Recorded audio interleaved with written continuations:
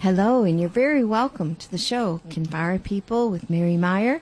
I'm here today with my guests, Brent Bishop and Alex Meyer on the board. Hi, Alex. How are you doing? Hello, folks. How are you keeping? And we're really excited to welcome Brent, the hostel man, back to Kinvara. He has a long history in this region. He has history in Ireland. He hails originally from the west coast of the States, but he has many connections on this island, and he has traveled the world. So he's here back in Kinvara. We're really excited to have you here today, Brent. You're very welcome. Thank you, Mary. It's a pleasure to be back. We're going to start the first part of the show, just to put this in order in the minds of our listeners. Many people know you from your time in the Kinvara region running the youth hostel. But we want to go a little further back and understand your connections to Ireland, your first trip here, family connections, what you did when you first came, and so on. So why don't you just get us started and tell us how you connect to Ireland? Well, first of all, my mother's family is from County Mayo, and so my mom always wanted us to know about our Irish heritage and history. And so when I graduated from university, she wanted me to meet the relatives in Ireland who had visited us a number of times in America. And so I visited relatives in Dublin and Westport and whatever. And when I was in Dublin, I was out walking along a pier. And what year are we in? 1979. 1979. So we're going back to 1979. Yeah.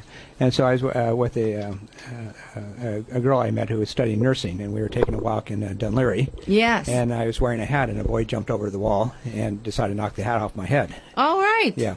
So I went to This is how it all started. Yeah, this is how it all started. So I went to pick up the hat, and the boy kicked it away. And oh, my. When I pushed him away, 8 other boys jumped over the wall. And yeah. So they kicked me behind the knees and dropped me down to the ground. Okay, all right. Let's get to the positive part of the story. So the positive part is when I got to the hospital, then I woke up from a concussion, and there was a newspaper article about the Catholic Youth Council. How they had programs for inner city kids to keep them out of trouble. Right. So I ended up getting a job and then working with those same type of kids for about 9 months in Ireland. Catholic Youth Council in Dublin. In Dublin, right. And on my weekends, to relax, I'd go to hostels. And I'd stayed in the hostels. I always enjoyed the hostels after that. So interesting, because a lot of people's first experiences in Ireland have to do with the nature and the countryside and the beauty. But you were in the inner city working with, let's say, the disadvantaged youth in 1979. That must have been a really amazing experience. What was amazing was the different realities people have, because we took them out to the Glendalough. So they went from being really tough kids to being absolute dark. And they'd never seen absolute dark before. So that's where I started learning that different people have different realities and learning to accept and understand how people are and how they think. That's wonderful, and that's a very good thing that you said, because this theme, folks, we're going to expand on, because he went from that to coming back to Ireland many years later, and I think it was Rosslare that you were in a hostel there, starting to run a hostel, and my guest, Brent, he's this idea of people from all around the world coming, and people with different points of view. And how long were you in Rosslare? Now, we're fast-forwarding to, I don't know, the 90s or 2000s or something, but... Well, first of all, I grew up in a large family. My mom was always very hospitable, so I always liked entertaining people. So in Rosslare, I was there for a year and a half while I was looking for a permanent hostel, because I had always wanted to run a hostel. After that, I did regular work in America. But finally, I wanted to operate a hostel. And so in Rosslare, I was there for about a year, a little bit over a year. And then the Doris House Hostel became available. Doris, and for those people familiar, we have listeners, Brent, who are in Kinvara itself, but people from all over the world listen to this show because they've been to Kinvara and they love it, or they used to live here, or they want to live here. And so for those people, if you remember a place, Chalked Beach, if you leave the village and you head down to the beach, you see this beautiful view of this big white house as you're coming down, winding your way to Chalk Beach. And that had been Anoiga, the youth hostel, for quite a long time. And then you came and became manager. And what year was that about? That was exactly 2001. It was right after 9/11. 2001. So I started about 2 weeks after that. And how long were you there doing that work in now our region in Kinvara? Until 2010. So Okay, so 9 years, that's a long time. Mm-hmm. And one of the most interesting things about this is that you found out about the history and the stories about the hostel, and we're going to talk a little bit more about that in the next section. So we've established that your Irish roots, you've spent time in Ireland, you have family in the country, and when you came to run that hostel, you came full-time to be here, and that was very important to you. Now, we're going to talk to you a little bit more about that heritage and how Brent, or Brendan the Explorer, went from hostels to then traveling the world himself. Our guest has taken us from his travels. He had worked with youth in Dublin, and he had gone to hostels, and then he became a hostel manager in the 2000s, and he came to Kinvara and he ran the youth hostel on Oiga. Many people remember years ago going there as youth themselves. A local friend, had stayed there as a youth, and it's like 50 years later, and she remembers it. It is no longer being run as a hostel. I think you were the last person there.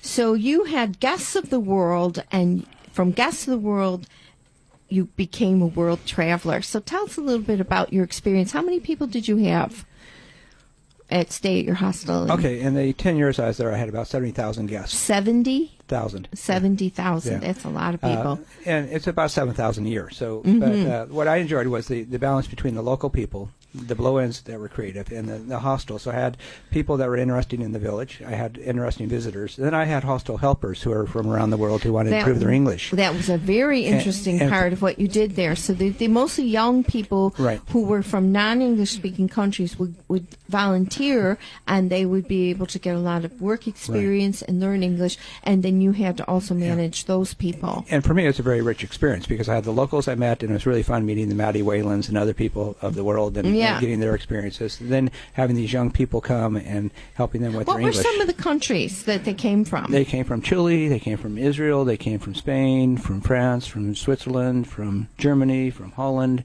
from Finland, from Poland? Sweden, and Poland. A good group from Poland. And did you ever have Irish helpers? But they already speak English. No, I have no Australians and English Americans, but some Americans did come and volunteer. I never had any Irish. No. And you did a lot of work at that hostel. It had another turn, and you decided that you wanted to see the world.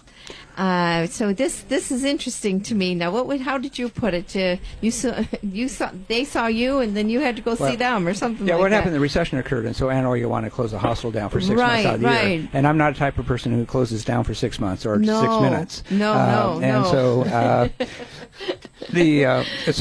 So instead of having people come see me, I went to see the world. And, yes. And so I started off with a small trip of 6 or 7 countries, going from Morocco to Ireland. And when I was in Morocco, I took a picture and I wrote a story.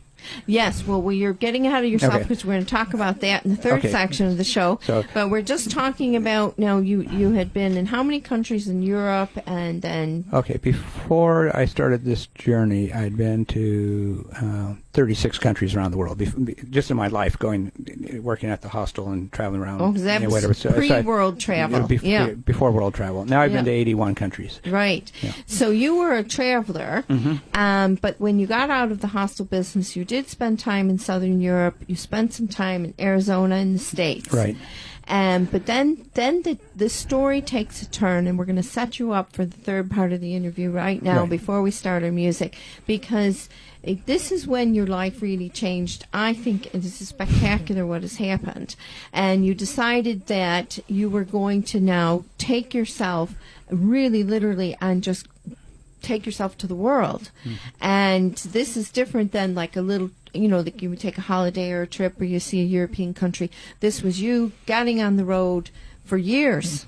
Yeah, well, it's been organic. I just wanted to go visit some countries. I enjoyed it. It's been how long? 2 or 3 years? It was in August of 2015 when I came here for the Crenu to now, and so I've been around the world 3 times, and I've gone to 47 countries during that time. Yeah. And we're going to hear about that, and we're also going to hear about our amazing guest. Also has a whole creative aspect to this because his world travel involved an artistic expression that goes with this travel. So there's a lot more to hear and a lot more to know. But we're here with the hostel man. He's not hostile. He was a hostel manager.